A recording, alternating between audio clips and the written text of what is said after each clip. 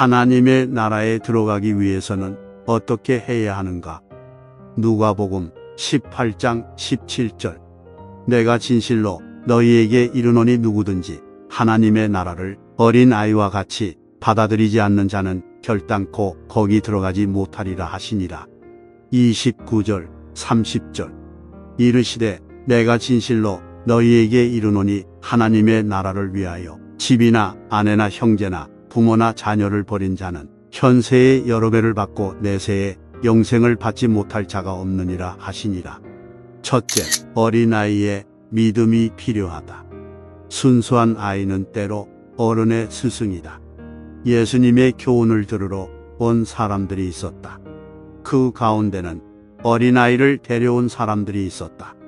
예수님 당시에는 존경하는 랍비들로부터 아이들을 축복받게 하는 관습이 있었다. 사람들이 아이들을 데리고 예수께 나왔다. 제자들은 그들을 꾸짖었다. 마가복음에서는 이때 예수님의 반응을 분이 여겼다로 기록했다. 예수님께서 제자들의 행동에 매우 진노하셨다는 사실을 기록했다. 어린아이들도 성인과 동일한 인격체이다. 자녀들은 어릴 때부터 주의 손에 맡겨야 한다. 그러나 부모들은 자녀를 자신의 품 안에 두려 한다. 그 결과 자녀를 통해 보상받으려고 한다. 자녀들을 학대하기도 한다. 17절에 보면 주님은 이렇게 말씀하신다. 누구든지 하나님의 나라를 어린아이와 같이 받아들이지 않는 자는 결단코 거기 들어가지 못하리라. 이 말씀은 어린아이라면 무조건 하나님의 나라에 들어간다는 뜻이 아니다. 어린아이도 죄인이며 하나님의 은혜가 없이는 천국에 들어갈 수 없다. 주님은 어린아이와 같은 신앙을 가져야 천국에 들어갈 수 있다고 말씀하신다. 어린아이는 단순하다. 의심 없이 부모의 말을 믿고 의지한다.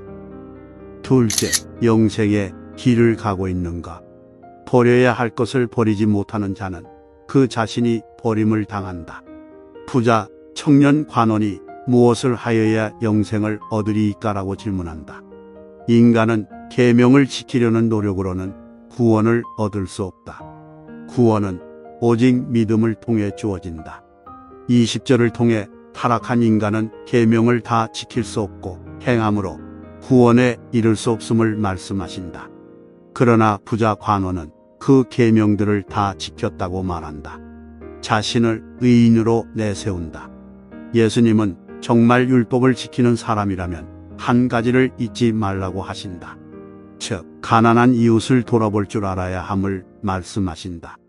그가 가진 근본적인 문제는 재물에 대한 사랑이다. 그가 스스로 영생에 부적합한 사람임을 깨닫게 하신다.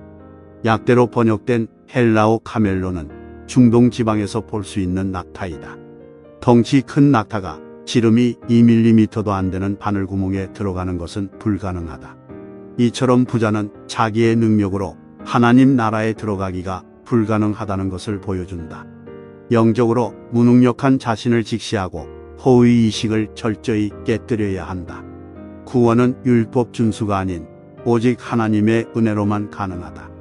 베드로는 그냥 돌아간 부자 관원과 자신을 비교한다. 예수의 말씀대로 한 자신들의 의로움을 알아달라고 이야기한다. 예수님은 하나님의 나라를 위하여 모든 것을 버린 자들에게 축복이 있다고 말씀하신다. 하나님의 나라를 위해 버려야 할 대상은 집, 아내, 형제, 부모, 자녀 등으로 언급된다.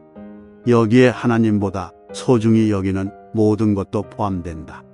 고통과 괴로움 없이 하나님 나라를 위해 일할 수 없다. 하나님은 그의 나라를 위해 희생한 사람에게 영생을 축복으로 주신다. 어린아이처럼 의심 없는 믿음이 있는가? 또 나 자신은 영생의 길을 가고 있는가?